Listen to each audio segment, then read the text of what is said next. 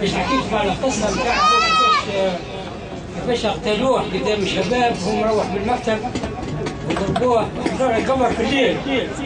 عماله يدفنوا في الليل، وهجموا علينا البوليسيه في الدار، وعائلتي في الثلاثاء بعدها راحت قبل عمر الموت بالاجل، وبالتالي ولدي شهر الاكبر منها، ولدي الاقل منها مشي هرب لروسيا، ما قدرش يعيش في البلاد، لا يعطونا المنحه نتاع المكتب، لا يخدمونا صغير،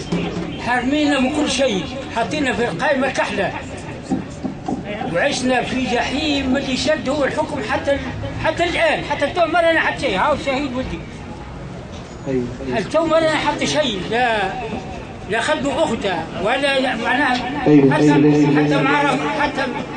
حتى يهزك معنوياتك، يرفع لك معنوياتك، يجيك يقول لك بارك اب شهيد، انت حاقرين على طول، وان شاء الله والحمد لله يا ربي عمري 73 عام، 20 عام ونطلب الله سبحانه وتعالى، البيت قايم الليل، وما يا ظالما انت نائم وعين المظلوم ساهرة يدعو عليك بالشر وعين الله لم تنمي. والحمد لله يا ربي يحذرنا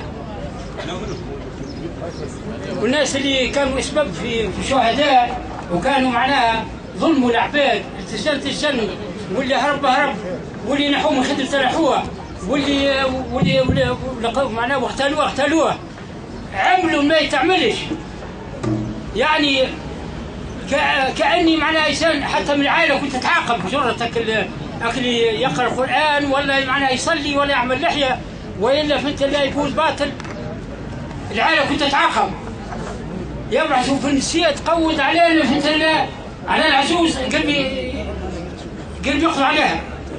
ولي فهمت لا حرمتك عاد احلى العباد، والحمد لله يا رب يحضرنا للساعه هذه، وان شاء الله ربي ينصر تونس، وربي ان شاء الله يكسى عليها ظلام ولا تحرام، بقى احنا كملنا احنا نطلبوا له الشباب يعيش تركيز، يعيش ديمقراطيه حق، مش ديمقراطيه، بعثوا ورقه لعائلتي باش تصوت عام 91 ولا قتال، ومشيت معاه المكتب والورق محطوطه فوق الطاوله، وقت اللي جيت تطبس قال لها كالمسؤول هزي الورقه الحمراء، قلت لها يا هل ترى عندك الحريه تختار الحبه ولا انت هو باش تصوت؟ قالت هذه الحمراء، قلت لها مش لازم باش تصوت خلاص، لو انت في بلاصتها، يعني تسيير حتى حاجه برا، نطلب الله سبحانه وتعالى ان شاء الله المستقبل يجي زاهر لتونس وتخرج شباب واعي يعطي كل ذي حق حقه، والحمد لله يا ربي كحضرنا لكم وحضرنا لها الشيء وقع لنا، وبارك الله فيكم، السلام عليكم.